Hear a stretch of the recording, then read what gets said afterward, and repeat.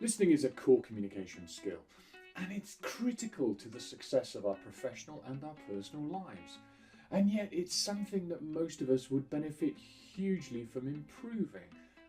Generally, we're probably not as good at listening as we like to think we are. And yet listening is where we really connect emotionally with people and engage people in conversation. So here are 5 listening styles for you to check out and see where you think you operate most often. The first of those styles is ignoring. Not really listening at all. In fact, not having any intention to really listen to what the person has to say. Now, hopefully this is not something you do often, because clearly it's pretty rude. And there are times when all of us have some people we want to ignore. But actually, it's because we're distracted, we're doing other things, or genuinely we don't really want to hear what the other person's saying. It has been said that some people are listening only for the other person to pause and breathe so that they can then make their own point. And that would be an example of ignoring. Next up, pretending. In other words, going along with it, humming, wanting to look like you're listening. This is something I come across an awful lot in my professional life. Call me an old cynic, but I think if you ever heard of active listening, the notion where people nod and grunt and generally give the impression they're listening. Now, there is more to active listening than that, but in essence, people are getting much better at looking like they're listening, but they're not actually listening. So that's the pretending style. How often do you do that? This is followed by selective listening. Actually listening only for what you want to hear. And if you're asking follow-up questions, really only asking questions leading to the place that you want to go. Now, any of you in long-term relationships might relate to selective listening, because we often accuse our partners and friends of doing just that. But actually it's deeper than that. We're really good in our brains at zooming in to hear only what we want to hear.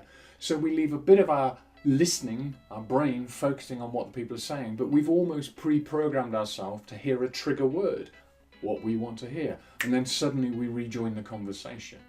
So selective listening is more subtle than it might at first appear. You may not be doing it consciously. You may actually subconsciously be just listening for a trigger phrase so that you can pile in and again either tell the other person why they're wrong or start to pitch your particular perspective. Fourth, we have attentive listening. Now, the clue's in the title, actually paying attention to what the person is saying, listening to their specific words and phrases, how they're saying what they're saying. Listening is also about observation, paying attention to their body language. Is it matching in line with what they're saying? So attentive listening is where you are starting to focus the vast majority of your conscious and subconscious awareness on what the person is actually saying. The final style is empathetic listening.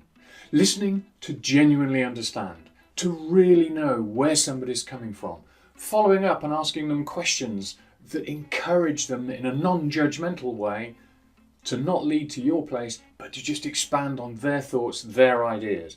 It's a really powerful communication technique, and most of us are not used to experiencing it that often.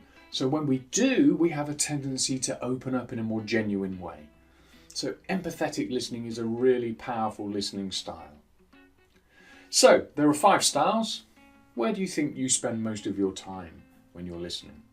You'll do all of those things, of course, but challenge yourself. Listen to other people in conversation when you can be an observer, and just notice how often people interrupt people in mid-conversation and make their own point. They're not genuinely listening. At best, they're pretending. So if you'd like to know more about communication and management skills, then please consider subscribing to my channel. Then you'll get notified as I upload new videos, etc. And if you're interested in building and developing your management and communication skills in a really cost-effective way, then check out my website, academy.rhlassociates.com, where you'll find some great value offers and opportunities to build your skills easily, quickly, and at a time and pace that suits you. Thanks for watching.